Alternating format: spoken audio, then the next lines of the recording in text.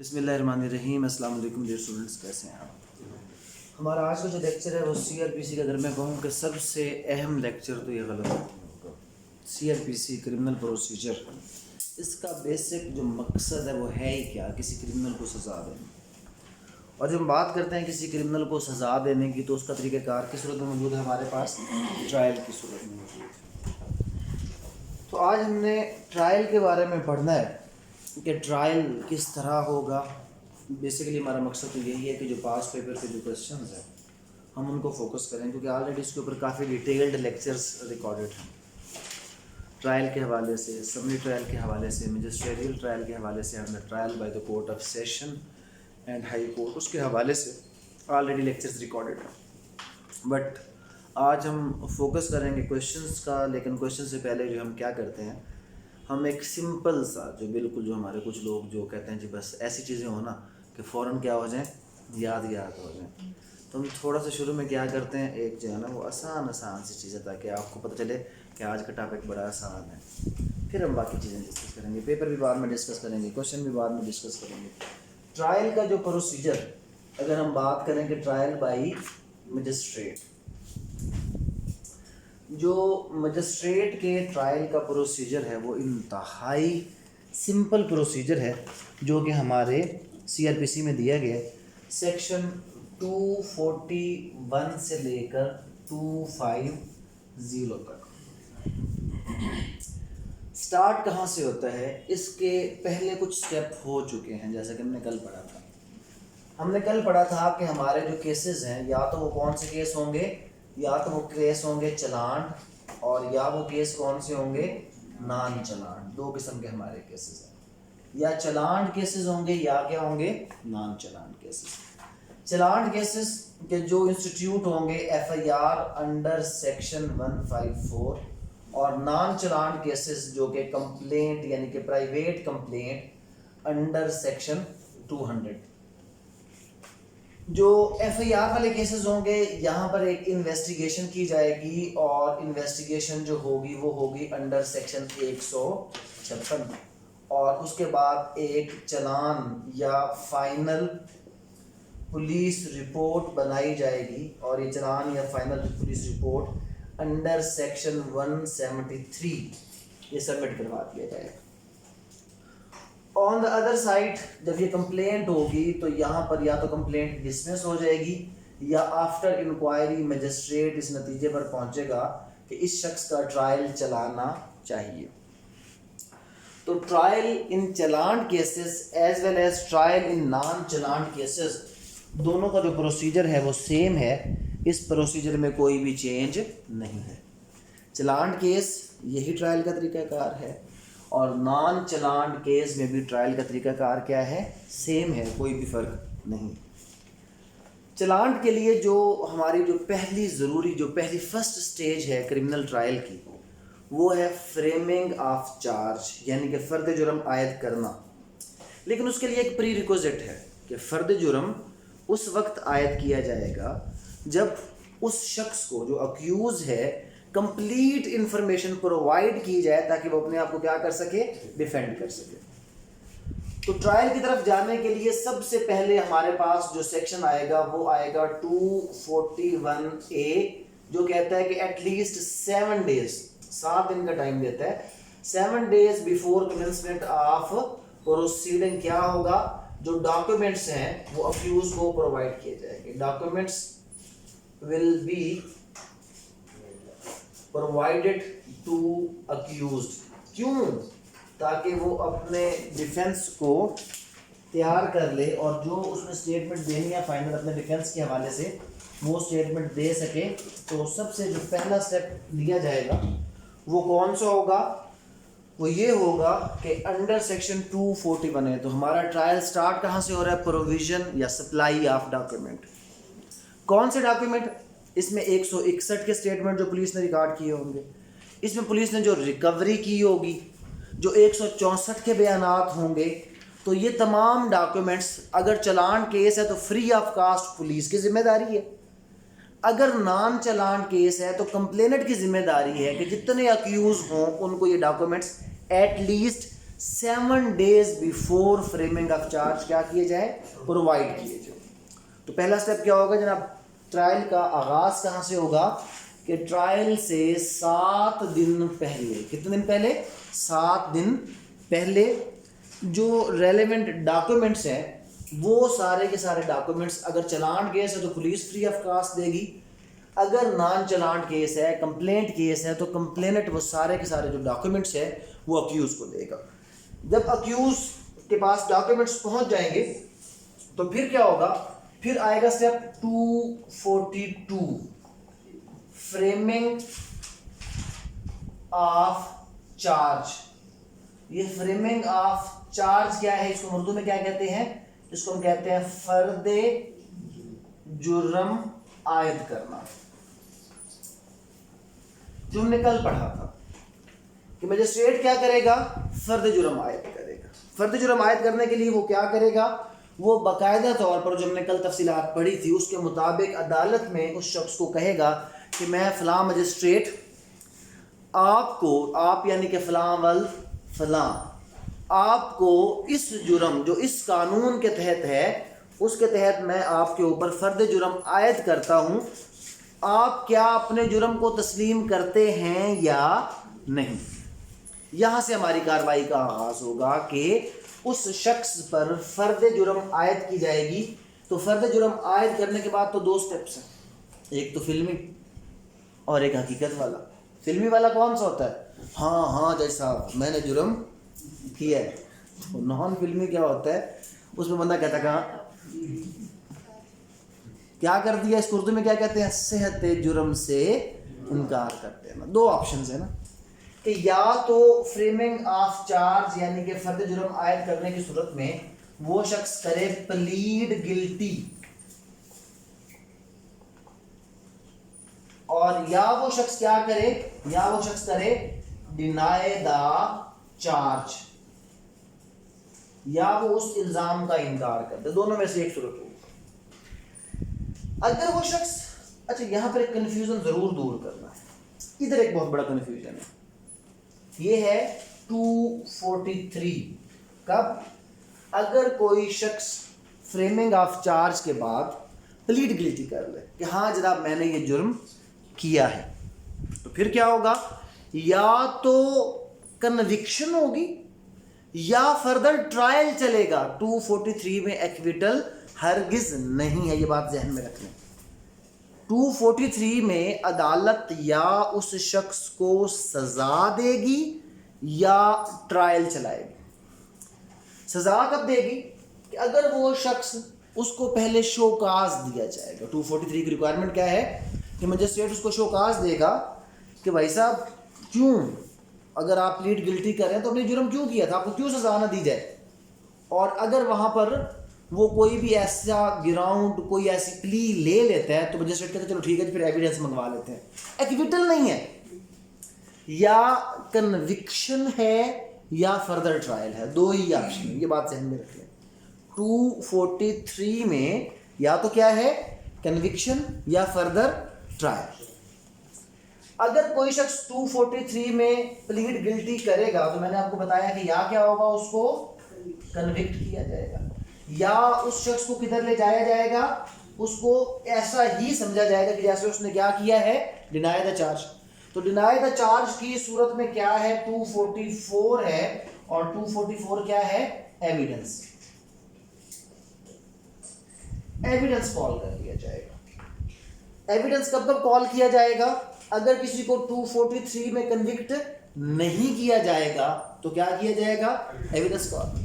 और अगर कोई शख्स क्या करेगा, डिनाई द चार्ज करेगा, दोनों सूरतों में एविडेंस कॉल हो जाएगा कि जनाब ठीक है, गवाह को बुलाते हैं और फिर फर्दर इस केस को आगे चलाया जाएगा।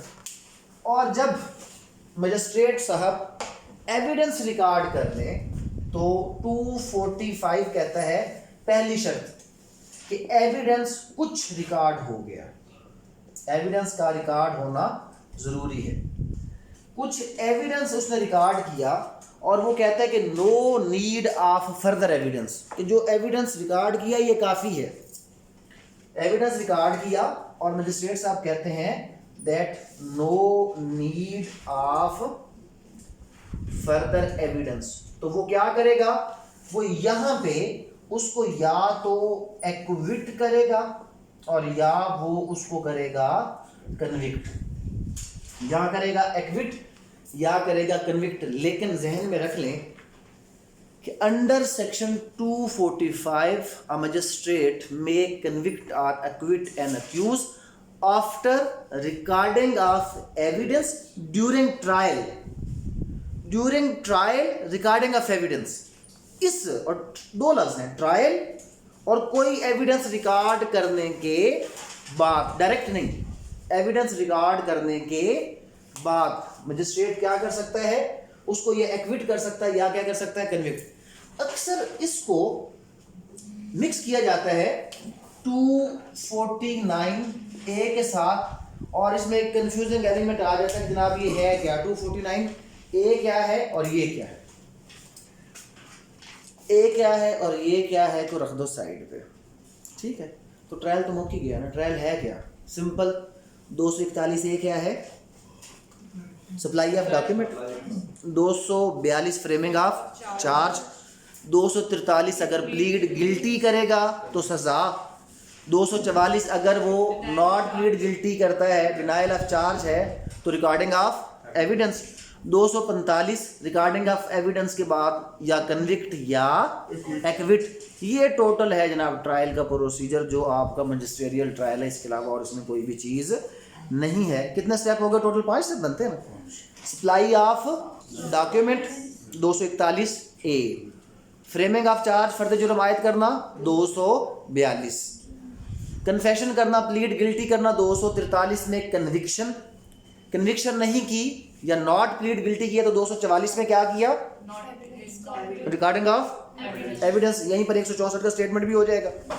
और उसके बाद फर्दर एविडेंस रिकॉर्ड करने के बाद अगर मजिस्ट्रेट कहता है कि no need of further evidence, तो वो एक्विट करेगा या करेगा कन्विक्ट, और ये ट्रायल आपको हो गया ख़त्म।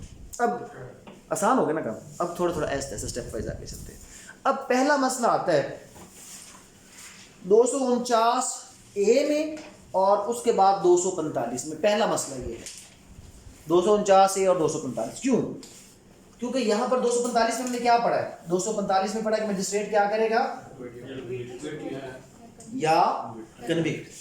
249 ए है पावर ऑफ मजिस्ट्रेट है जनाब, power of magistrate to equity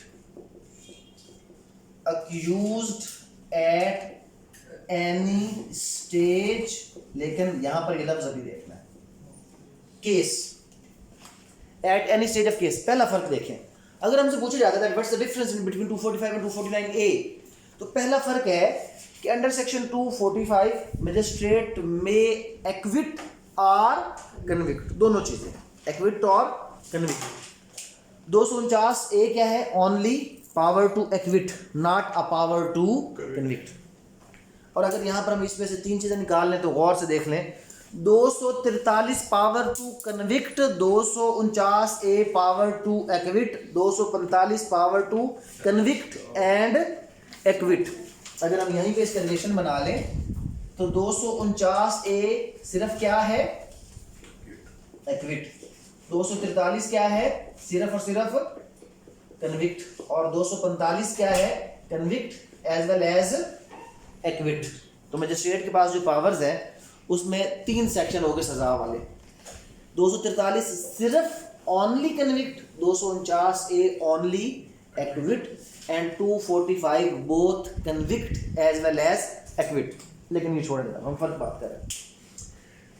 फर्क ये है कि 245 evidence is recorded during trial, तो 245 में वो कब एक्विट करेगा, एविडेंस रिकॉर्ड करने के बाद। एविडेंस कब रिकॉर्ड होगा, फ्रेमिंग ऑफ चार्ज के बाद, मतलब ट्रायल में वो कर सकता है। लेकिन यहां पर लफ्ज हम 249 से पढ़ा तो क्या लिखा हुआ था, eight any stage of case not trial. तो मींस ट्रायल कहां से स्टार्ट हुआ, फ्रेमिंग ऑफ चार्ज। अगर वो फ्रेमिंग ऑफ चार्ज से पहले उसको एक्विट करना चाहे 249A, तो 249A है before framing of charge, after framing of charge, before recording of evidence, after recording of evidence, eight any stage of the case. यहां पर लाजिम था कि वो क्या करे कि वो ट्रायल के दौरान एविडेंस रिकॉर्ड करने के बाद, फ्रेमिंग ऑफ चार्ज हो गया, अभी एविडेंस रिकॉर्ड नहीं हुआ, तो अगर वो छोड़ना चाहे तो किस में छोड़ेगा? 249A में छोड़ेगा, क्योंकि 249A कहता है कि मजिस्ट्रेट एक्विट कर सकता है at any stage of the trial, नहीं at any stage of the case. अभी जब इसकी रेमेडीज की हम बात करते हैं तो इसमें काफ़ी कन्फ्यूजन है। मतलब एक चीज़ तो आपको बहुत क्लियर होनी चाहिए, सिंपल सी, वो ये है कि जब भी एक्विटल होता है तो एक्विटल के खिलाफ अंडर सेक्शन 417 हाई कोर्ट में हम क्या फाइल करते हैं? अपील फाइल करते हैं। अब क्वेश्चन उठा कि जनाब जो एक्विटल 245 का है उसके खिलाफ क्या रेमेडी है और 249A के एक्विटल के खिलाफ रेमेडी क्या है?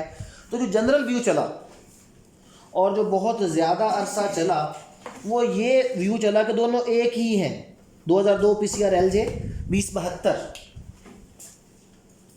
2002 PCR LJ 2072, उसने कहा कि एक्विटल 245 को हो, एक्विटल 249A को हो, सेम है, कोई फ़र्क नहीं है। जब फ़र्क नहीं है तो दोनों के खिलाफ क्या लाया करेगी? अपील लाया करेगी।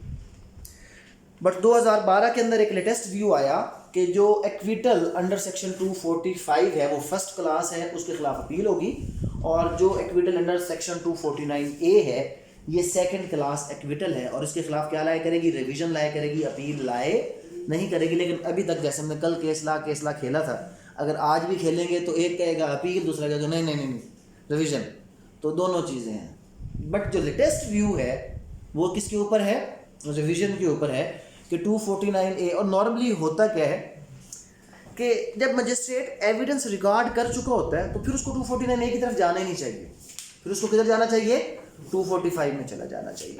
और जब उसने एविडेंस रिकॉर्ड नहीं किया, अभी चार्ज फ्रेम किया ये नहीं किया, इनिशियल स्टेज पर है, इधर 249A में वो करता है, तो फिर डेफिनेटली ये रिविजनेबल होना चाहिए। तो नेचर का फ़र्क आ जाएगा। तो एक्चुअल जो, लेकिन हम इसके ऊपर जजमेंट्स भी पास करेंगे इंशाल्लाह, कॉन्ट्राडिक्टरी जजमेंट्स भी देंगे, इसको इतना बड़ा हम इशू भी बनाएंगे। और ये कभी कोई अदालत या कोई भी सुप्रीम कोर्ट या हमारा जनाब कोई भी जज या हमारी कभी भी पार्लियामेंट ये नहीं सोचेगी कि यार इस इशू को वैसे ही क्लियर कर दो, कि जो इतने अरसे से क्वेश्चंस चल रहे हैं सब लोगों के जहनों में कि यार पता नहीं एग्जीक्यूटिव पावर कौन सी है, पता नहीं जुडिशियल पावर कौन सी है, पता नहीं ये रिविजनेबल है, पता नहीं ये सेक्शन क्या है जनाब, वो क्या कहते हैं अपीलेबल है। तो यार सिंपल करो, एक बार सारे क्वेश्चंस 50 बंदा इकट्ठा करो, सारे क्वेश्चंस इकट्ठा करो, उसके मुताबिक एक उसके ऊपर अपना वर्डिक्ट कायम करो, जितने केस लाए उनको जो आपको लगते हैं स्पोर्ट है वो करो, और एक नया कोड बनाकर उसको क्या कर दो एप्लीकेबल, के आज के बाद पुराना सारा खाता ख़त्म। ये यूनिकोड है जनाब, इसके ऊपर आपने चलना है, सारे मामला अब इसके मुताबिक होंगे। ये सिंगल व्यू है, कोई डबल व्यू दूसरा व्यू नहीं है। सेकंड FIR देनी है नहीं देनी, एक्विटल जो है पहले वाला उसके ऊपर रिवीजन है या उसके ऊपर अपील है, बाद वाले के ऊपर रिवीजन है या उसके ऊपर अपील है। अब जब हम आगे चल के पढ़ेंगे, रिवीजन में सजा बढ़ाई जा सकती है, अपील में नहीं बढ़ाई जा सकती। अपील में आप एक्विट को कन्विक्ट कर सकते हैं, एक्विट को कन्विक्ट कर सकते हैं, लेकिन सजा नहीं बढ़ा सकते। क्यों? कानून में लिखा हुआ है। ये रोने बाद में रोएंगे, आज वाले रोने पहले रो लें, अगले रोने बाद में रोएंगे। ये मैं हैरान हूँ कि क्यों ऐसा नहीं हो रहा कि हमारा कोई भी जो बंदा है उसको वो क्यों नहीं करता। खैर छोड़ें जनाब, सिंपल वापस आ जाते हैं अपने उस चीज़ की तरफ। एक तुमने पढ़ लिया मैजिस्ट्रियल ट्रायल क्या था। सबसे पहले 241A supply of document, 242 framing of charge, 243 plead guilty के ऊपर conviction, 244 recording of evidence, 245 acquittal या कन्विक्टन। और 245 और 249A में फ़र्क क्या हो गया? 245 और 249A में ये फ़र्क हो गया कि 245 है after recording of evidence acquittal or conviction, और 249A है acquittal at any stage of the case even before recording of evidence, after recording of evidence, before framing of charge और आफ्टर फ्रेमिंग ऑफ चार्ज है। इसमें किसी किस्म की कोई भी पाबंदी इस एक्विटल के ऊपर नहीं है कि किस स्टेज पर किया जाएगा और किस स्टेज पर नहीं किया जाएगा। और यहाँ पर जैसे केस हम जितने भी देखें कि acquittal of accuse is an acquittal whether it is on basis of declaration of court और कंक्लूजन ऑफ ट्रायल। और on basis of compromise 2003 PCRL जो कहता है कोई भी फ़र्क नहीं है। Under the law, a person who lays information to police is entitled to have his case judicially determined before he is called upon to answer the chance of giving false information. Charge leveled against the petitioner was groundless and there was no probability of the conviction of the petitioner. Both the courts below committed illegality while dismissing the application under section 249A. तो अब यहाँ पर आप और जो आप eight any stage हम लफ्ज़ देखते हैं वो कहते हैं order under section 249A can be pass even before recording evidence 2004 PCRLJ, क्योंकि at any stage of the case मतलब before recording of evidence, even after recording of evidence भी हो सकता है, इसमें कोई पाबंदी नहीं है। फिर कभी कभी एक और चीज़ यहाँ पर पूछ ली जाती है कि जनाब ये 249A और 265K में क्या फ़र्क है? तो very simple, 265K is the same power to acquit the accused at any stage of the case, but this power is exercised by the court of session or high court under section 265K। लेकिन जो है वो same power को जब magistrate exercise करेगा तो 249A के अंदर करेगा, सिर्फ ये फ़र्क है, इसके अलावा और दोनों में कोई भी फ़र्क नहीं है। ये तो हमने कर ली जनाब मजिस्ट्रियल ट्रायल। हमने मजिस्ट्रियल ट्रायल में से कुछ चीज़ें स्किप कर दी, 247 को स्किप किया, 248 को स्किप किया, 249 को स्किप किया। 247 248 क्या चीज़ है? कंप्लेंट के हवाले से कि अगर कोई भी कंप्लेंट अपनी कंप्लेंट को क्या कर लेता है, अगर कंप्लेंट को जो है वो नॉन अपीयरेंस में चला जाए, यानी कि कंप्लेंट अगर गैर हाजिर हो जाए तो क्या होगा। और 248 में है कि विदड्रॉल ऑफ द कंप्लेंट, अगर कोई भी कंप्लेंट को विदड्रॉ कर ले तो उसके क्या इफेक्ट्स होंगे ड्यूरिंग ट्रायल। तो दोनों सूरतों में क्या होगा, डिस्क्रिप्शन ऑफ द मजिस्ट्रेट है, अगर वो एब्सेंट हो जाता है तो मजिस्ट्रेट क्या कर सकता है, उस शख्स को एक्विट भी करेगा या क्या कर सकता है, वो सरकार की मुद्दत में उस मामले को आगे चला सकता है। और जब कोई बंदा विड्रॉल करना चाहेगा तो वो देखेगा कि ये कौन सा ऑफेंस है जिस पे ये विड्रॉ कर रहा है, क्या वो ऐसा ऑफेंस है जो कि पब्लिक ऑफेंसेस में फॉल करता है, तो फिर वो उसको विड्रॉ करने की इजाज़त नहीं देगा, फिर वो उसको आगे कंटिन्यू करेगा। और अगर वो एक प्राइवेट ऑफेंस था तो उसको वो विड्रॉ करने की इजाज़त दे देगा। तो अभी हम सवाल देख लेते हैं पहले कि जनाब पास्ट पेपर्स के हवाले से कौन कौन से सवाल हैं जो इस चैप्टर में आए हुए हैं, फिर फर्दर हम उन तमाम सवालों को वन बाय वन को डिस्कस करेंगे, कौन कौन से सवाल हैं, वो भी सवाल जो आ चुके हैं और वो तमाम सवाल जो आ सकते हैं उन सबको डिस्कस करते हैं। ये पहला सवाल हमारा क्या है, discuss the procedure for a criminal trial by the magistrate. जो अभी हमने डिस्कस किया ये क्या था, क्रिमिनल ट्रायल बाय मजिस्ट्रेट था। Explain in detail different stages of criminal trial by the magistrate from receiving the information of FIR till announcement of the judgment. तो FIR से लेकर, तो उसने बेसिकली जब FIR से जजमेंट किया तो अभी जो हमने पढ़ा था ना, हमने ऊपर कुछ स्टेज लिखी थी कि FIR होगा, उसके बाद क्या होगा, FIR किस केस में होगा, कॉग्निजेबल में होगा। 156 के तहत क्या होगा, उसके अंदर इन्वेस्टिगेशन होगी। इन्वेस्टिगेशन के दौरान हम लिखेंगे कि पुलिस क्या करेगी, 161 का बयान, अगर मजिस्ट्रेट ने करना है तो वो कौन सा करेगा, 164 का बयान। ये रिकॉर्ड करने के बाद 173 में क्या होगा, चालान होगा। दरमियान में 100 क्या लिखेंगे, 69। अगर पुलिस उसको छोड़ना चाहे तो वो छोड़ भी सकती है, रिलीज़ कर सकती है। और फिर सबमिशन ऑफ चालान के बाद क्या होगा, provision of document, supply of document, और उसके बाद फ्रेमिंग ऑफ चार्ज, अगर ये क्वेश्चन आता है। Define the powers of magistrate under section 249 and 249A। 249A तो हमने डिस्कस कर लिया, power of the magistrate to acquit the accused at any stage of the case. लेकिन उसने हमने से कहा कि 249 की पावर भी बताया। तो पावर एक तो सिंपल क्वेश्चन क्या आ गया, मजिस्ट्रियल ट्रायल का पूछ लिया उसने पहले सवाल में कि जनाब आप स्टेजेस ऑफ ट्रायल लिखें। दूसरा क्वेश्चन आ गया कि रजिस्ट्रेशन ऑफ FIR से लेकर कंक्लूजन ऑफ ट्रायल तक आप चलें।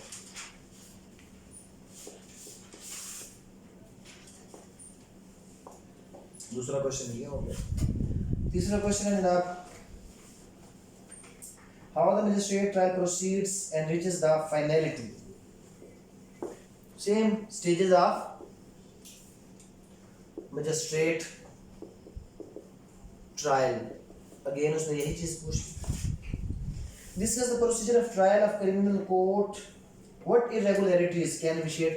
ये खैर अलग सवाल है, ये यहाँ पर नहीं है, ये 529 है। Irregularities that vitiate the whole trial. Question है जनाब कि can a court of session or magistrate acquit at any stage before conclusion of trial. 249A 265K दोनों के पास क्या पावर है, अलग अलग पावर है, वो भी कर सकता है और वो भी कर सकता है। और एक क्वेश्चन आया हुआ है comprehensive note on summary trials. लेकिन जो सवाल आपके इस मौजूदा सिनेरियो में जो आ सकते हैं कि जैसा कि आजकल आपका प्रोसीजर चल रहा है, उसमें एक तो यही है कि पावर ऑफ एक्विटल है। किस किस की पावर ऑफ एक्विटल है? Power of acquittal of magistrate and power of acquittal of session. इस किस्म का क्वेश्चन जैसे भी हमने थोड़ी पहले डिस्कस भी किया था कि पावर ऑफ एक्विटल किसका? मजिस्ट्रेट का, और साथ सेशन कोर्ट का। या आपसे जो क्वेश्चन पूछा जा सकता है वो है स्टॉप ऑफ प्रोसीडिंग के हवाले से फ़र्क बताएं। लेकिन स्टॉप ऑफ प्रोसीडिंग को भी आपने किस हवाले से देखना है? मजिस्ट्रेट के हवाले से अलग देखना है, और मजिस्ट्रेट के साथ साथ सेशन और हाई कोर्ट के हवाले से क्या करना है? आपने उसको अलग देखना है। और क्वेश्चन आ सकता है कि जनाब आप एक कंप्रिहेंसिव नोट लिखिए, दोनों ट्रायल्स के दरमियान जो फ़र्क है उसको ऑन रिकॉर्ड लाएं कि जो difference of procedure between trial by magistrate and court of session, ये वो क्वेश्चन हैं जो आपसे क्या किए जा सकते हैं? पूछे जा सकते हैं अभी जो करंट हमारा एग्जामिनेशन का पैटर्न चल रहा है उसके मुताबिक। अगर इस क्वेश्चन को हम हल करना चाहें तो जनाब हम क्या करते हैं? हम सिंपली इसको लेकर चलते हैं। सबसे पहले तो वही चीज़ें जो लिख लिया ना सब लोगों ने, हम इसका आसान हल निकालते हैं, सारी चीज़ें एक ही बोर्ड पे डिस्कस कर लेते हैं। हम ये करते हैं कि जनाब इधर आते हैं ट्रायल बाई मजिस्ट्रेट की तरफ, और यहाँ पर हम चले जाते हैं किसकी तरफ? Trial by session and high court की तरफ। Trial by session and high court, ये है कहाँ से स्टार्ट हो रहा है? ये स्टार्ट होता है 241 से लेकर 250 तक, और ये है 265A से 265M। 265A से लेकर 265M जो हमने पहले पढ़ा है उसको पहले लिख लेते हैं। यहाँ पे हमने क्या क्या पढ़ा था? यहाँ पर हमने सबसे पहले पढ़ा 241A, क्या था? सप्लाई ऑफ डॉक्यूमेंट्स चले थे। 242 क्या था? फ्रेमिंग ऑफ चार्ज था। 243 क्या था? कन्विक्शन, कब? On plead guilty. 244 क्या था? Recording of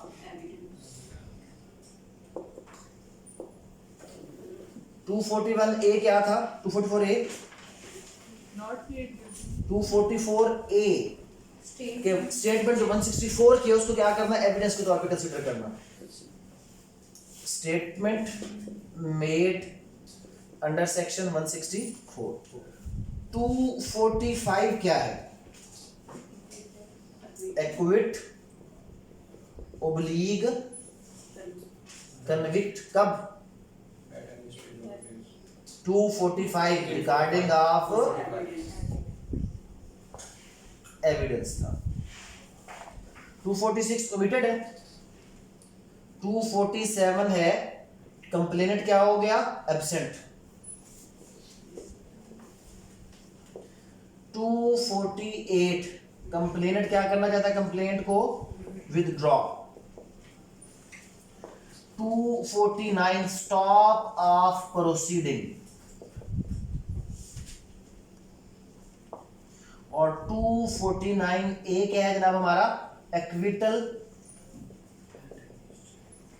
bye magistrate at any stage. ये तो हमारे कौन से स्टेप्स हैं? ये स्टेप्स है सारे के सारे मजिस्ट्रियल ट्रायल के, जो भी हमने ऑलमोस्ट सारे के सारे क्या कर लिए हैं? पढ़ लिए हैं बेटा। हम इसको कॉरेस्पॉन्ड करते हैं यहाँ पर, क्योंकि एक्चुअली ये है कि जो प्रोसीजर ऑफ ट्रायल बताया गया है हमें कहाँ पे? जो प्रोसीजर ऑफ ट्रायल मजिस्ट्रेट का है, ऑलमोस्ट यही प्रोसीजर ऑफ ट्रायल फॉलो किया जाता है कोर्ट ऑफ सेशन में विद स्लाइट अमेंडमेंट्स। कुछ अमेंडमेंट्स हैं और कुछ अमेंडमेंट के साथ सेम जो प्रोसीजर है वो कहाँ पर फॉलो किया जाता है, वो trial by court of session. फ़र्क ये है कि वहाँ पर 265A है और 265B है जिसके रेलेवेंट प्रोविजन मौजूद नहीं है मजिस्ट्रियल ट्रायल में। कौन कौन से हैं जनाब, यहाँ पर 265A और साथ है 265B, ये दो प्रोविजन है, इनके रेलेवेंट, इनके कॉरस्पॉन्डिंग प्रोविजन वहाँ पर मौजूद नहीं। क्या क्या है, 265A trial before court of session to be conducted by public prosecutor. तो 265A कहता है कि जो ट्रायल है वो कौन कंडक्ट करेगा, वो कंडक्ट करेगा पब्लिक प्रोसिक्यूटर। पब्लिक प्रोसिक्यूटर, ऐसी कोई भी बात वहां पर नहीं है, ऑल दो वहां पर भी ऐसा ही होता है। प्रोसिक्यूशन डिपार्टमेंट ही क्या कर रहा होता है, प्रोसिक्यूशन डिपार्टमेंट ही आपका जो ट्रायल है उसको कंडक्ट करवाता है, लेकर चलता है, लेकिन रिटन में ऐसी कोई भी जो प्रोविज़न है वहाँ पर मौजूद नहीं है कि जो ये ट्रायल है इसको कौन कंडक्ट करेगा, वहाँ पर ऐसी कोई चीज़ नहीं है। लेकिन high court rules and orders volume 3 को पढ़ते हैं तो सेम प्रोसीजर वहाँ पर भी क्या किया जाता है, फॉलो किया जाता है। 265B है procedure in cases trial by high court. तो कहता है the following procedure shall be observed by the high court and the court of session in the trial cases by the said court. तो following procedure का एक इजाफी section भी दे दिया गया है कि जो नीचे प्रोसीजर बयान किया जा रहा है वो, तो ऐसा कोई भी, तो एक्चुअली ये तो एक सिंपल सी प्रोविजन है। ये फर्क पहला है कि यहाँ पर मैंडेटरी है कि ट्रायल कौन स्टार्ट करेगा, पब्लिक प्रोसिक्यूटर, वहाँ पर ऐसी कोई भी प्रोविजन मौजूद नहीं है। ये हो गया 265A और ये हो गया 265B। आगे क्या आएगा 265C। तो C इसके सामने आ जाएगा, सेम 265C। 241A में क्या था, सप्लाई ऑफ डॉक्यूमेंट, तो 265C में भी क्या होगा, सप्लाई ऑफ डॉक्यूमेंट, वही सेम चीज यहाँ पर भी आ जाएगी। उसके बाद क्या हुआ था, फ्रेमिंग ऑफ चार्ज हुआ था, कहाँ पर 242। यहाँ पर नेक्स्ट सेक्शन कौन सा बनेगा, 265D। क्या हो जाएगा, फ्रेमिंग ऑफ चार्ज हो जाएगा 265D में। फिर आगे क्या था, प्लीड गिल्टी था 243, कन्विक्शन ऑन प्लीड गिल्टी। तो D के बाद क्या बनेगा, 265D के बाद क्या बनेगा, तो ये क्या हो गया 265E। 265E conviction on plead guilty. उसके बाद हमने क्या कहा था, रिकॉर्डिंग ऑफ एविडेंस। 265E के बाद क्या आएगा, 265F रिकॉर्डिंग ऑफ एविडेंस। यहां पर था 244A statement made under section 164, लेकिन अगला फर्क यहां पर इसके हवाले से कोई भी चीज आपको नहीं मिलेगी, बल्कि यहां पर आपको F के बाद मिलेगा G। 265F के बाद क्या आना है, G है ना। G क्या है, G है समिंग अप, और इसके रेलेवेंट कोई भी प्रोविजन आपको मैजिस्ट्रियल ट्रायल में नहीं मिलेगी। असल एक फर्क ये है, पहला फर्क क्या था, पहला फर्क था कि जनाब under section 265A the trial in session court or the high court will be commenced by public prosecutor. और दूसरा मेन फर्क ये है कि under section 265G before passing of final judgement high court or session court मौका देंगे, किस चीज़ का मौका देंगे, समिंग अप का मौका देंगे। समिंग अप किसके तहत होगा जनाब, समिंग अप आपको होगा 265G in case where accuse or any of the several accused does not adduce evidence in defense, the court shall on the close of the prosecution case and examination if any, the accused call upon the prosecutor to sum up his case, whereafter the accused shall make a reply। तो summing up का option मतलब final argument की provision all दो practice में magisterial courts में भी है, but theoretically magistrate summing up का ऑप्शन देने का पाबंद नहीं है। तो पहला फर्क क्या है कि जो ट्रायल सेशन और हाई कोर्ट का है वहां पर 265 में क्या है, जी में क्या है, समिंग अप है, और यहाँ पर कोई भी समिंग अप का ऑप्शन मौजूद नहीं है। और उसके बाद हम आगे आ जाते हैं, तो आगे आकर क्या हो जाएगा 265H, जी के बाद क्या हुआ H। 265 क्या हो गया जनाब, H किसके हवाले से हो गया, एक्विटल और conviction after recording of evidence and summing up. यहां पर दोनों चीजें हैं, रिकॉर्डिंग ऑफ एविडेंस और समिंग अप के बाद वो क्या करेगा, वो 265 जो H है उसमें क्या करेगा, उसमें जो है वो उसको कर देगा, कन्विक्ट करेगा या एक्विट करेगा। H के बाद क्या होना चाहिए, I। अब जो I है उसके रेलेवेंट सेक्शन यहां पर मौजूद नहीं है, I अलग है, I को हम अलग कर देते हैं। अब देखिए अलग कौन कौन सा हो गया, 265 A के रेलेवेंट कोई है वहां पे, उसके कॉरेस्पॉन्डिंग में नहीं है, 265 B के कॉरेस्पॉन्डिंग भी नहीं है, 265 G के कॉरेस्पॉन्डिंग भी वहां पर नहीं है, और 265 I प्रीवियस कन्विक्शन के बारे में यहां पर प्रोविजन मौजूद है, लेकिन मजिस्ट्रियल ट्रायल में प्रीवियस कन्विक्शन के बारे में कुछ सेपरेट प्रोविजन मौजूद नहीं है। किसमें है, यस 245 प्रोसीजर, ठीक है। 245 ए वहां पे है, 245 ए ये हो गया प्रीवियस कन्विक्शन। यहां पर क्या हो गया, 265 आई। 265 के क्या चीज है जनाब, आई उस पर जे आ जाएगा। जे क्या है, जे जो है वो 244 ए के कॉरेस्पॉन्डिंग है। 244 ए क्या था, स्टेटमेंट मेड अंडर सेक्शन 164, इसके कॉरेस्पॉन्डिंग यहां पर जो है वो 265 जे है। उसके बाद क्या था जनाब, 265 जे जी चाहिए, और उसके बाद क्या आ गया के।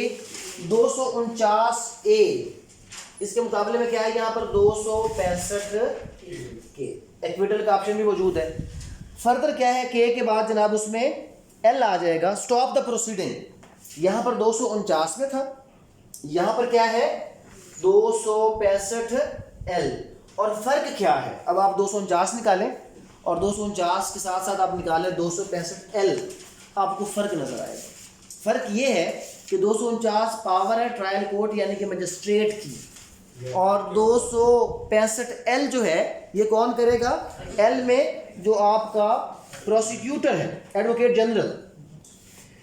At any stage of the trial before High Court under this code, before the sentence is passed, the Advocate General may, if it thinks fit, inform the court on behalf of the government that he will not prosecute the accused upon the charge, and thereupon all proceeding against the accused shall be stayed and he shall be discharged of and from the same, but such discharge shall not amount to an acquittal unless the presiding judge otherwise directs।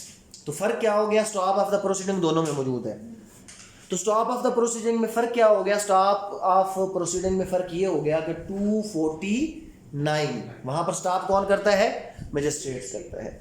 और उसके बाद जो हमारा stop की हम बात करते हैं, सेशन कोर्ट और हाई कोर्ट, सेशन कोर्ट में कोई भी प्रोविजन मौजूद नहीं है। 265 एल सिर्फ कहां पर है, हाई कोर्ट के अंदर, सेशन कोर्ट के अंदर प्रोविजन मौजूद नहीं है। और जैसे हमने पढ़ा था सप्लाई ऑफ डॉक्यूमेंट 241 ए, इसकी कॉरेस्पॉन्डिंग क्या है 265 सी है। जब ये दोनों एक दूसरे के कॉरेस्पॉन्डिंग सेक्शन थे तो यहाँ पर हमने पढ़ा दोनों केस लिखे हुए थे। दोनों केस का मतलब क्या है कि चलान केस और नॉन चलान केस। तो नॉन चलान केस मीन कंप्लेंट केस। तो यहाँ पर कंप्लेंट केस में दो चीज़ें आई कि अगर कंप्लेनेंट एब्सेंट होगा और अगर जो है वो कंप्लेनेंट विथड्रॉ करेगा तो क्या प्रोसीजर होगा। इसके रेलेवेंट सेक्शन वहाँ पर सेशन कोर्ट में मौजूद नहीं है। जबकि कंप्लेंट अगर वो डील करेगा तो कंप्लेंट की सूरत में उधर भी तो प्रोसीजर होना चाहिए कि विथड्रॉल का क्या तरीकाकार है या कंप्लेनेंट की एब्सेंस का क्या तरीकाकार है। तो वहाँ पर ऐसी कोई भी प्रोविजन मौजूद नहीं है। चलिए हम कहते हैं अगर ऐसी कोई प्रोविजन मौजूद नहीं है, हाई कोर्ट के पास 561 ए है कि वो क्या कर सकता है, वो इनहेरेंट पावर में कुछ भी कर सकता है। सेशन क्या करेगा, अगर सेशन के पास एक कंप्लेंट है तो सेशन कंप्लेनेंट के एब्सेंट होने की सूरत में क्या करेगा, क्या कोई प्रोसीजर यहाँ पर लिखा गया है, या वो कंप्लेंट विथड्रॉ होने की सूरत में क्या करेगा, कोई भी प्रोसीजर इसके अंदर नहीं लिखा गया। आपसे ये भी क्वेश्चन पूछा जा सकता है कि डिफेक्ट्स लिखें जो इस ट्रायल के प्रोसीजर में मौजूद है, तो पहला डिफेक्ट क्या है कि जो मैजिस्ट्रियल ट्रायल है उसमें समिंग अप का ऑप्शन नहीं है। जो दूसरा है डिफेक्ट उसमें क्या है कि जिस तरह स्टॉप द प्रोसीडिंग मजिस्ट्रेट के पास पावर है, सेशन कोर्ट के पास ऐसी कोई भी पावर मौजूद नहीं है। जिस तरह कंप्लेंट केस में मजिस्ट्रेट के पास विदड्रॉ और एब्सेंस की सूरत में ऑप्शन मौजूद है, इस तरह सेशन और हाई कोर्ट के ट्रायल में कोई भी ऑप्शन मौजूद नहीं है।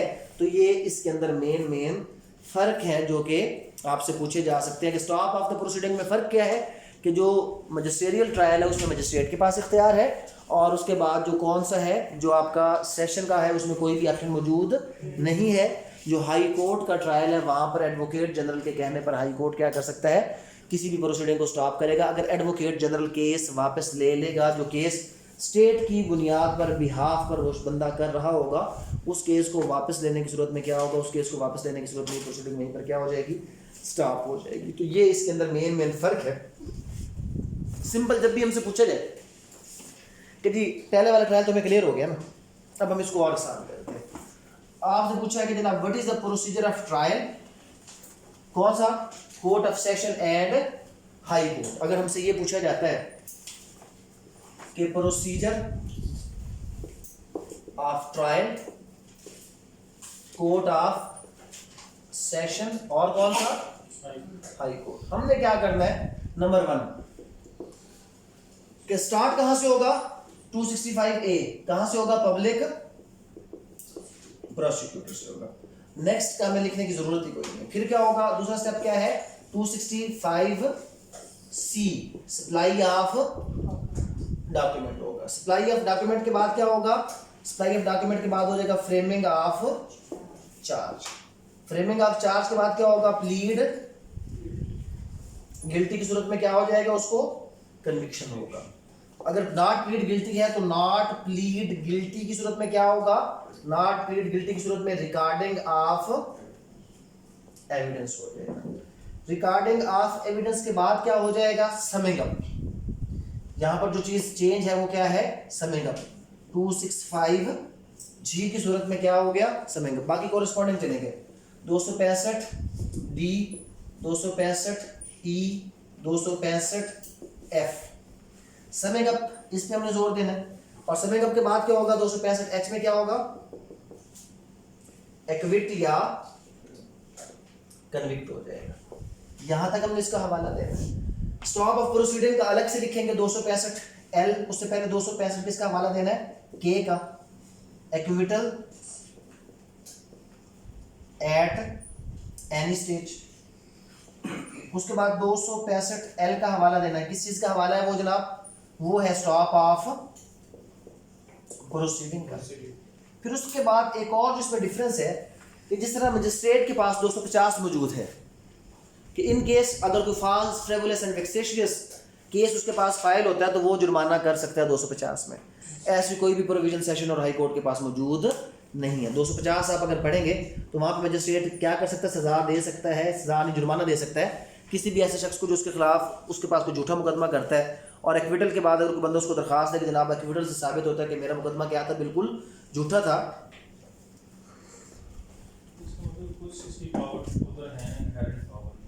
इनहेरेंट पावर में है। बट देखिए जब आप उसको ट्रायल को आप क्या कर रहे हैं, ये सारा कुछ आप कर रहे हैं, बाद में डाल रहे हैं।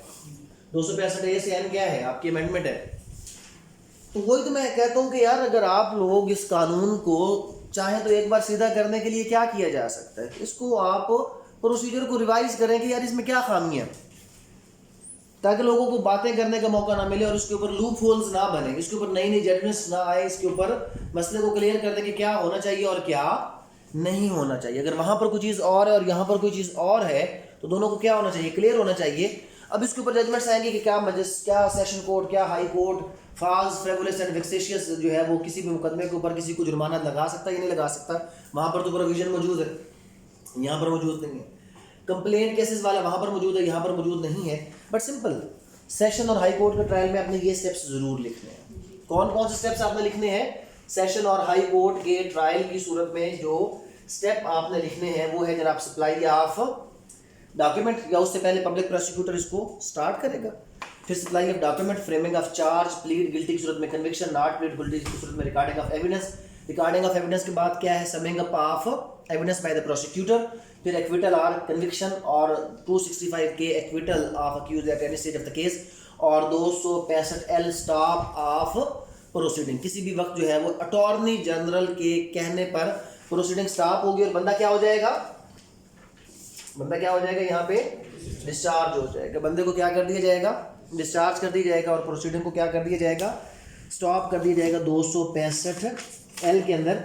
और 249 में क्या था, 249 में रिलीज का लफ्ज़ है, ये आपने गौर रखना है, इसको समझना है। ये भी फ़र्क, एक बहुत बड़ा फ़र्क है। जब मैंने आपको क्वेश्चन दिया कि मुझे 249 और 265 L stop of proceeding in magisterial court और stop of proceeding in session और हाई कोर्ट, मुझे फ़र्क बताएं, तो ये एक और इसमें बड़ा फ़र्क और इफेक्ट है कि जब भी 249 में मजिस्ट्रेट क्या करेगा, गौर से देखना है, मजिस्ट्रेट जब भी प्रोसीडिंग को क्या करेगा, स्टॉप करेगा, तो without passing any order of acquittal और कन्विक्शन, वो उस अक्यूज को क्या करेगा, अक्यूज को सिर्फ करेगा रिलीज। इनफैक्ट ये होता कब है, ये उस वक्त होता है कि जब एक मुकदमा चल रहा हो और उसमें गवाह ही गायब हो गए, उसमें जो है ना कोई इन्फॉर्मेट ही नहीं है, कोई चीज़ आगे है ही नहीं, तो क्या करें मजिस्ट्रेट, वो उसको डोरमेंट यानी कि सर्द खाने में केस को डाल देता है कि इस मामले को बस अभी प्रोसीडिंग को स्टॉप करो और बंदे को क्या कर दो, रिलीज कर दो, छोड़ना नहीं है, डिस्चार्ज नहीं करना। जैसे जमानत पे रिलीज किया जाता है कि जब तुम्हारी जरूरत पड़ेगी तुमने वापस आकर अपने केस को क्या करना है, फेस करना है। दूसरी सूरत क्या है जो हमने 265 एल में पढ़ी, अब गौर से फर्क देखते थे। वहां पर एडवोकेट जनरल क्या करता है, advocate general on behalf of the सरकार केस को क्या करता है, वापस लेता है। और जब वो केस को वापस लेता है तो अक्यूज क्या होगा, अक्यूज या तो डिस्चार्ज होगा या फर्दर आप देखें कि कोर्ट के पास पावर है जो उसको क्या करे, अगर एक्विटल का आर्डर पास करना चाहे तो एक्विटल का आर्डर पास किया जा सकता है।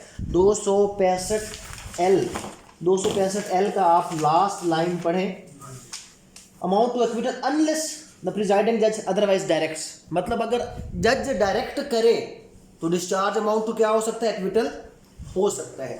तो यहाँ पर 249 एल में एक्विटल का आर्डर जो हाई कोर्ट है वो पास कर सकता है। तो हाई कोर्ट 249 एल में भी क्या कर सकता है, अगर एडवोकेट जनरल केस वापस ले ले तो या वो डिस्चार्ज करेगा या वो एक्विट करने का ऑर्डर भी कर सकता है। लेकिन 249 में not passing of any order of acquittal और कन्विक्शन, सिर्फ उसने क्या करना है, अक्यूज को क्या करना है, यहाँ पे रिलीज करना है। तो इन दो सेक्शंस के अंदर ये मेन जो फर्क है वो मौजूद है। इसी के ऊपर लाइन लिखा है बट सेट। अच्छा, अभी हम एक छोटा सा चार्ट बना लेते हैं फ़र्क का कि कौन कौन से फ़र्क आज हमने निकाले हैं मैजिस्ट्रियल ट्रायल में और साथ इस ट्रायल के अंदर सेशन कोर्ट वाले ट्रायल में। जो जो हमने फ़र्क निकाले हैं हम वो फ़र्क निकालते हैं ताकि हमारे पास एक पूरा चार्ट बन जाएगा कि क्या क्या फ़र्क मौजूद है। फ़र्क नंबर 1 क्या है कि जनाब जो सेशन ट्रायल है वो 265A के तहत कौन स्टार्ट करेगा, पब्लिक प्रोसिक्यूटर। और साथ हमने कहा कि नो सच प्रोविजन इन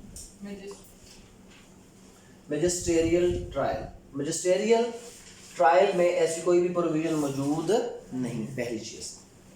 दूसरा 265D को उसका जिक्र करने की ज़रूरत नहीं है। दूसरा ये है summing up of evidence, 265G, summing up of evidence bye prosecutor during trial by session or high court। और क्या है, no such provision magisterial trial, no such provision in magisterial trial। तीसरा फर्क 247 248, ये क्या है, ये है कंप्लेनेंट का एब्सेंट होना और ये है कंप्लेनेंट का कंप्लेंट को विथड्रॉ करना। लेकिन no such provision in session trial.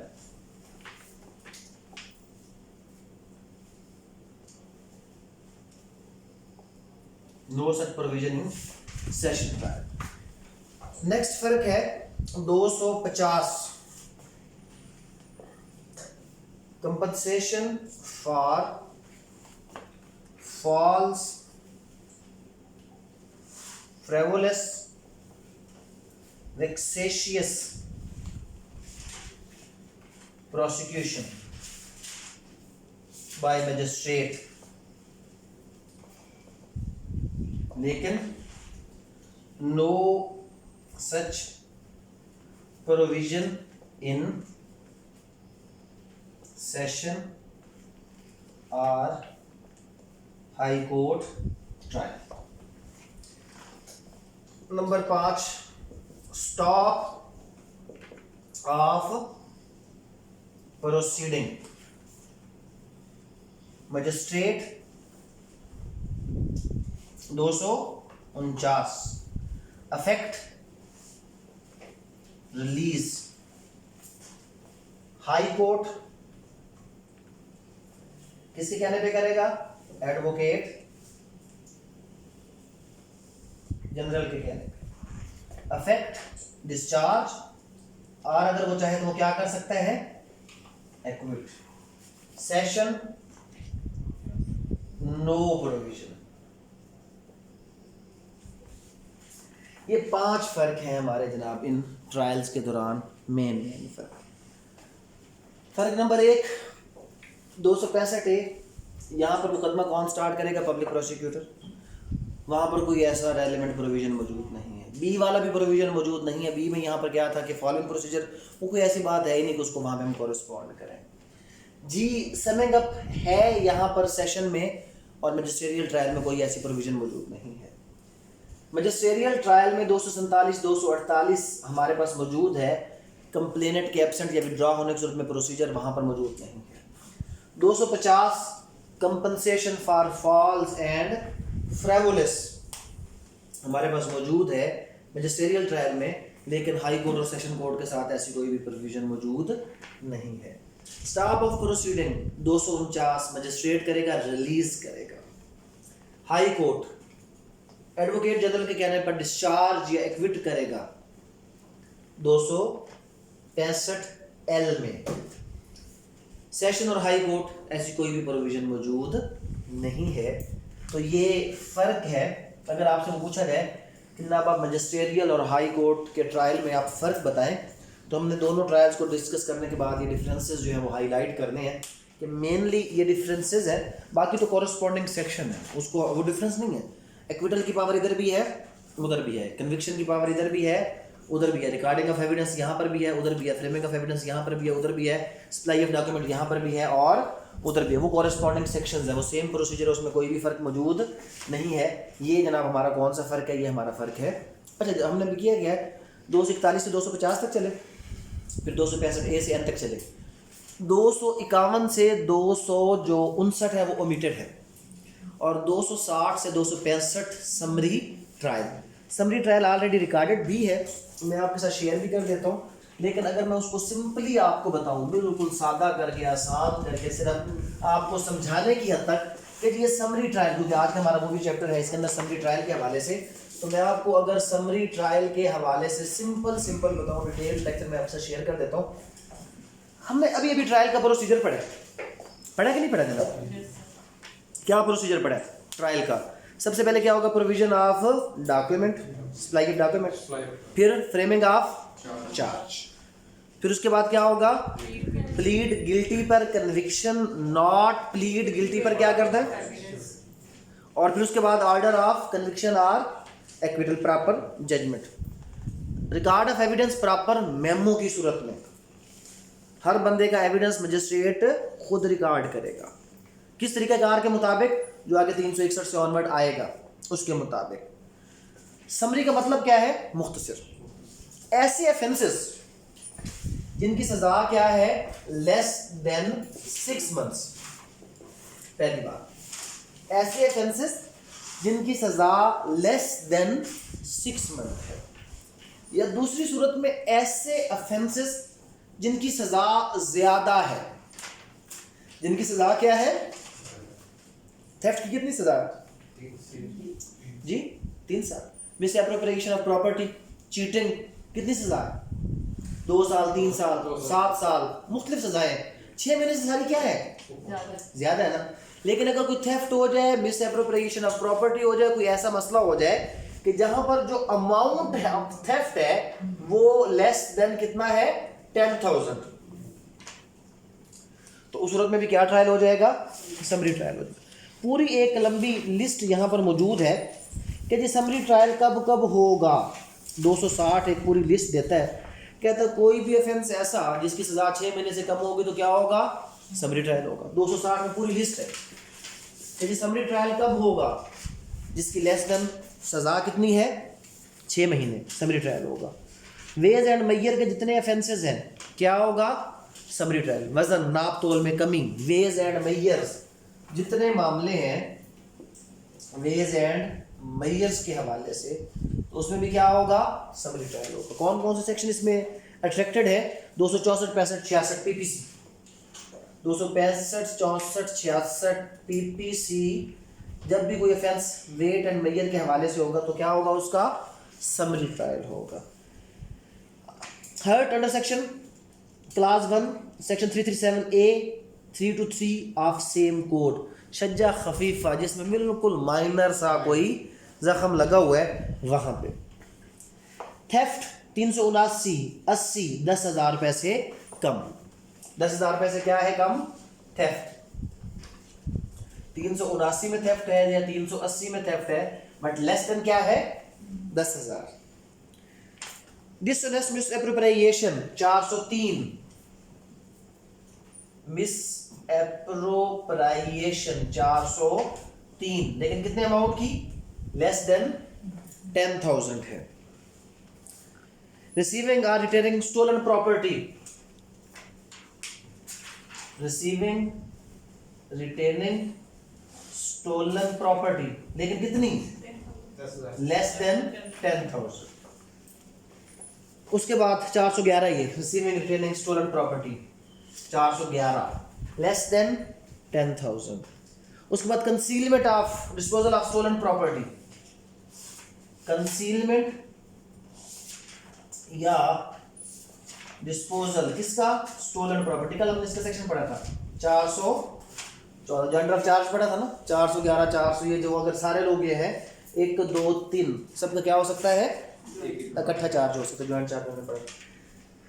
Disposal of property less than 10,000 rupees है जनाब। उसके बाद है मिसचीफ अंडर सेक्शन 427, नुकसान किया, छोटा मोटा नुकसान, बड़े वाला नुकसान नहीं किया। ट्रेस पास किया 448 51 53 54 56 57 में। इंसल्ट की 504 506 में। और क्या जनाब? मिसचीफ है 427, या क्या कर दिया है? ट्रेस पास, या क्या कर दिया है? इंसल्ट कर दिया 504, गालम गलोच वाला काम हो गया, लड़ाई झगड़ा हो गया जनाब। पर्सोनेशन कर दिया, खुद को किसी और जगह वोट वगैरह डालने के लिए आप चले गए। अबेटमेंट कर दिया ऊपर वाले ऑफेंसेस की। किन ऑफेंसेस की? इनकी, जिनकी सजा 3 साल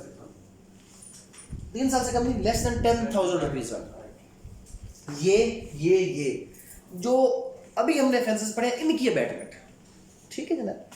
और अगर ऐसा काम कोई किया या अटेम्प्ट कर लिया इन ऑफेंसेस को, इनको अटेम्प्ट किया या इनकी अबेटमेंट कर ली, इस तमाम सूरत में जो ट्रायल है वो कौन सा चलेगा? वो समरी ट्रायल चलेगा। अब समरी ट्रायल है क्या? समरी ट्रायल ये है, ना तो कोई डॉक्यूमेंट्स प्रोवाइड किए जाएंगे, ना कोई फ्रेमिंग ऑफ चार्ज होगा, ना कोई रिकॉर्डिंग ऑफ एविडेंस होगा। जो फॉर्मेलिटीज या जो प्रोसीजर हमने भी पढ़ा है ना, समरी ट्रायल का मेन ऑब्जेक्ट क्या है कि इसमें कोई भी प्रोसीजर नहीं होगा। लेकिन इसमें एक चीज़ आपने जहन में रखनी है, और वो चीज़ क्या है कि यहाँ पर मैक्सिमम जो सज़ा दी जा सकती है वो कितने महीने हो सकती है? 3 महीने। 3 महीने से ज़्यादा सज़ा नहीं होगी। 6 महीने वाला जुर्म, 6 महीने तक की सज़ा वाला जुर्म ट्रायल हो सकता है, बट सज़ा कितनी हो सकती है? ज़्यादा से ज़्यादा 3 महीने। उसके बाद अगली बात यह है कि अब अगर उसकी सज़ा अपीलेबल है या, क्योंकि अक्सर जुर्माना अगर मजिस्ट्रेट 2000 रुपये तक जुर्माना करेगा तो वो अपीलेबल नहीं। तो समरी ट्रायल का जो रिजल्ट है वो 2 किस्म का है। समरी ट्रायल की जो जजमेंट है या तो वो क्या है? अपीलेबल, और या वो क्या है? Not appealable. मतलब अगर मजिस्ट्रेट क्या करता है, किसी भी समरी ट्रायल में 2000 रुपये से नीचे तक का जुर्माना कर देगा तो वो अपीलेबल नहीं होगा। तो फिर क्या है, अपीलेबल केसेस में तो बिल्कुल इसका कोई एविडेंस कुछ भी करने की ज़रूरत है ही नहीं। जो अपीलेबल केसेस है यहाँ पर इतना करना है कि उसका एविडेंस, उसका रिकॉर्ड मेंटेन करना है। मजिस्ट्रेट रिकॉर्ड मेंटेन करेगा, मेरे पास फलां तारीख को एक केस आया, फलां जगह पर वकूआ उसका हुआ था, उसके अंदर फलां बंदा जो है वो मुलजिम था, उसको मैंने इतनी सज़ा दी, ये सारा वाक़या था और ये सारी बात, तो उसका एक मेमो मेंटेन करेगा। लेकिन वो जिस तरह एक ट्रायल का प्रोसीजर है ना कि प्रॉपर एविडेंस रिकॉर्ड किया जाएगा, उसमें प्रॉपर वो लिखेगा, ऐसा कोई भी तरीकाकार यहाँ पर फॉलो नहीं किया जाएगा। और इन तमाम तरीकाकार को छोड़ते वो क्या करेगा, इसको जो प्रोसीजर करेगा उसमें वो कुछ रिकॉर्ड मेंटेन करेगा। रिकॉर्ड में वो क्या करेगा, अब रिकॉर्ड 2 किस्म के, record where appeal lies and record where appeal does not lie. Summary case के कितने नतीजे? 2, एक जहां पर अपील है और एक जहां पर अपील नहीं। उस बुनियाद पर हम इसका फर्क क्रिएट कर लेते हैं। यहां तक समझ आ गए ना? इन केसेस में समरी ट्रायल चलेगा। और प्रोसीजर क्या है समरी ट्रायल का? समरी ट्रायल का प्रोसीजर है 3 चीजें पढ़नी है। पहली बात प्रोसीजर में क्या पढ़ना है कि जो नॉर्मल प्रोसीजर है, कौन सा नॉर्मल प्रोसीजर है? ट्रायल वाला, not follow. Normal procedure not follow. कोई भी किसी किस्म का फ्रेमिंग ऑफ चार्ज नहीं होगा, रिकॉर्डिंग ऑफ एविडेंस नहीं होगा। तो फिर क्या प्रोसीजर है? रिकॉर्ड मेंटेन किया जाएगा। सिर्फ रिकॉर्ड भी कब? अपील एबल केसेस में अलग, और रिकॉर्ड क्या है? नॉट अपीलेबल केसेस में अलग। जो नॉट अपीलेबल केस होंगे वहां पर serial number, date, time, report, serial number लिखेगा मजिस्ट्रेट, उसके बाद डेट, टाइम, किस चीज का? ऑफेंस का। फिर डेट, टाइम, जब उसको ऑफेंस क्या हुआ, ऑफेंस हुआ कब, और मजिस्ट्रेट को रिपोर्ट कब हुआ। नेम लिखेगा जनाब कंप्लेनेंट का, अक्यूज का नेम लिखेगा, किसका? जिसने कंप्लेंट की है। नेम लिखेगा, एड्रेस लिखेगा, पेरेंटेज लिखेगा, किसकी? जिसने किया। अक्यूज की। उसके बाद प्ली लिखेगा, फाइंडिंग लिखेगा, सेंटेंस देगा और डेट लिखेगा। प्ली, अपनी फाइंडिंग, सेंटेंस और डेट। कहीं पर कोई रिकॉर्डिंग ऑफ एविडेंस का कुछ जिक्र आया? कहीं पर कोई फ्रेमिंग ऑफ चार्ज का जिक्र आया? सिर्फ रिकॉर्ड मेंटेन करना उसमें। हाँ, जो अपीलेबल केसेस होंगे, in every case tried similarly by a magistrate or bench in which an appeal lies, such magistrate or bench shall record the substance of evidence and particulars mentioned in section 263 and shall before passing any sentence record a judgment in the case। तो फर्क क्या हो गया कि जो appealable case होंगे उसमें एक तो ये डाटा लिखेगा, ये वाला सारा, ये डाटा, सेम डाटा, प्लस यहां पर है substance of evidence not in the way as recorded in the regular trial। तो substance लिखेगा, substance of evidence लिखेगा, लेकिन उस तरीके कार के मुताबिक नहीं होगा। और फिर इसमें क्या वो पास करेगा? प्रॉपर जजमेंट पास करेगा, क्योंकि आगे उसके खिलाफ अपील जानी है ना, तो अपील के लिए जजमेंट का होना क्या है? ज़रूरी है। तो वो उसके ऊपर जजमेंट लिखेगा। बाकी वही तरीका कार होगा, जजमेंट की लैंग्वेज वगैरह क्या होगी और क्या तरीका कार होगा। तो ये, हाँ, क्या कोई समरी ट्रायल रेगुलर ट्रायल में बदल सकता है? एक बंदा है, उसके ऊपर चोरी का मुकदमा होता है, 5000 रुपये चोरी है, मुकदमा चल रहा होता है और मुकदमे के दौरान पता चलता है नहीं 5000 नहीं 5 लाख रुपए चोरी किया था। तो summary trial will be converted into regular trial. Regular trial चल रहा था, और पता चलता है कि जनाब इसके ऊपर तो कोई खाता बनता ही नहीं है, तो उसको भी क्या किया, ये डिस्क्रिशन है, ये कोई हार्ड एंड फास्ट नहीं है, डिस्क्रिशन है कि अगर कोई ऑफेंस ड्यूरिंग ट्रायल पता चलता है कि जनाब ये क्या है, ये समरेरली ट्रायलेबल नहीं है, इसको क्या करना चाहिए रेगुलर ट्रायल में, तो उसको रेगुलर ट्रायल में। एक बंदे ने क्या किया, मोटरसाइकिल जनाब वो जैसे वन वे और इस तरह के नॉर्मली समरी ट्रायल में क्या होते हैं, छोटे मोटे जुर्माने करके आपकी चीज़ आपको क्या कर दी जाती है, वापस कर दी जाती है। लेकिन उस दौरान पता चलता है कि जनाब वो मोटरसाइकिल ही चोरी का था। अब अगर मोटरसाइकिल चोरी का था तो अब समरी ट्रायल नहीं होगा, अब क्या होगा, अब रेगुलर ट्रायल हो जाएगा। तो समरी ट्रायल जो है वो रेगुलर ट्रायल में क्या हो सकता है, रेगुलर ट्रायल में बदला जा सकता है जनाब। ये हमारा क्या था, ये हमारा था समरी ट्रायल, और उसके हवाले से जो है नहीं कोई भी मजिस्ट्रेट समरी ट्रायल के लिए कोई किसी किस्म की पावर शावर ये वो नहीं है। समरी ट्रायल के लिए आप आज शुरू में आ जाएं, notwithstanding anything contained in this code, any magistrate of the first class specially empowered by provincial court में है इसको, any magistrate और स्पेशली क्या है, empowered है। नॉर्मली जो प्रोसीडिंग ज़्यादातर यहाँ पर देखेंगे तो वो किसके पास होंगी, magistrate of the first class. और जब आप 529 पढ़ेंगे ना कि vitiate the irregularities that vitiate the whole proceeding, तो वहाँ पर हमें क्या चीज़ें नजर आएंगी, बार बार वहाँ पर हमें यही चीज़ें नजर आएंगी कि जो चीज़ मजिस्ट्रेट क्लास 1 को करना चाहिए था कोई और करेगा तो वो क्या हो जाएगा, पूरा ट्रायल ही कलअदम हो जाएगा, उसकी कोई भी अहमियत नहीं रहेगी, विशिएट हो जाएगा। इसलिए क्या किया गया, इसलिए तमाम जो लोग, तमाम जो मजिस्ट्रेट हैं उनको क्या कर दिया गया, उनको जनाब पावर दे देगी। कौन सी पावर, मजिस्ट्रेट क्लास 1 की, ताकि इस ग्राउंड पर कोई भी इरेगुलरिटी उस ट्रायल को विशिएट ना कर दे। तो आज का हमारा जो टॉपिक था वो ट्रायल के हवाले से था, जिसमें हमने summary trial, trial by magistrate and trial by high court and court of session हमने पढ़ा, उसमें जो फ़र्क थे वो भी देखे। और समरी ट्रायल का एक ऐसा ट्रायल है जहाँ पर जो नॉर्मल प्रोसीजर ऑफ ट्रायल है वो फॉलो नहीं किया जाता। ऐसे ऑफेंसेस जहाँ पर जो ऑफेंस है वो 10,000 से कम मालियत के हवाले से हुआ है, चाहे वो थेफ्ट था, चाहे जो भी, जो हमने जितने ऑफेंसेस की लिस्ट लिखी है, इस सूरत में समरी ट्रायल होगा। और अगर समरी ट्रायल है नॉन अपीलेबल, मतलब 2,000 से नीचे सजा है, तो मजिस्ट्रेट वाले ट्रायल में ये आपको कहाँ से मिलेगा कि कौन से समरी ट्रायल अपीलेबल है, कौन से नॉट अपीलेबल है। आप चले जाए अपील के टॉपिक में, अपील के टॉपिक में चले जाएंगे तो वहाँ पर आपको नजर आएगा कि मजिस्ट्रेट, सेशन और हाई, उसमें केसेस लिखे हुए हैं कि जहाँ पर अपील फाइल नहीं की जा सकती, 411, 12, 13, 14, 15, वहाँ पर आपको केसेस मिलेंगे कि जहाँ पर अपील फाइल नहीं की जा सकती। तो वहाँ पर हमें पता चलेगा कि जनाब 2,000 से कम अगर मजिस्ट्रेट किसी को क्या करेगा, जुर्माना करेगा, तो उसके ऊपर अपील फाइल नहीं हो सकती। और जहाँ पर अपील फाइल नहीं होगी वहाँ पर सिर्फ रिकॉर्ड मेंटेन किया जाएगा, कोई किसी किस्म का एविडेंस रिकॉर्ड करने की ज़रूरत नहीं है। और जहाँ पर अपील फाइल हो सकती है वहाँ पर सेम डाटा मेंटेन करने के साथ साथ सब्सटेंस ऑफ द एविडेंस वो भी रिकॉर्ड किया जाएगा, और साथ साथ जनाब क्या है कि उसको मौका दिया जाएगा जजमेंट भी उसने प्रॉपर लिखने क्योंकि उसके खिलाफ। और एक और चीज़ है, मैं कई बार बता भी चुका हूँ, कुछ लोग फिर नए होते हैं कि बाज़ का शॉर्टेज ऑफ टाइम की वजह से चीज़ों को कवर करने के लिए हम थोड़ा सा क्या करते हैं, तेज़ बोलते हैं। तो अक्सर लोग जो है ना वो कहते हैं कि सर आप बोलते बड़ा तेज़ हैं। इसके मैंने आपको हल बताया, वो जब आप वीडियो सुनते हैं ना, वीडियो के अंदर आपके पास ऑप्शन होती है कि आप उस वीडियो को क्या कर लें, स्लो डाउन कर लें। वीडियो के अंदर आप उसको 1 पॉइंट पे ना चलाएं, आप उसको क्या कर लें, अगर ज़्यादा हम तेज़ लग रहे हैं ना तो आप उसमें यूट्यूब पर भी और वैसे भी ऑप्शन होती है कि आप उसको 0.75 पे कर लें, तो वो आपके उस मिजाज के मुताबिक उस टोन पे आ जाएगा जिस तरह के आपको। और अगर आप उसको ज़्यादा करेंगे तो फिर ये हो जाएगा कि तो इस तरह भी हो जाएगा। तो ये आपके अपने हाथ में है कि जनाब आपने इसको किस टोन पे बैठ के सुनना, जो आपके लिए जो है वो कंफर्टेबल है कि जनाब इसको हमने जल्दी जल्दी सुनना है या हमने इसको क्या करना है, बस वो आराम आराम से बैठ के, तो वो उसमें कोई ऐसी चीज़ नहीं है।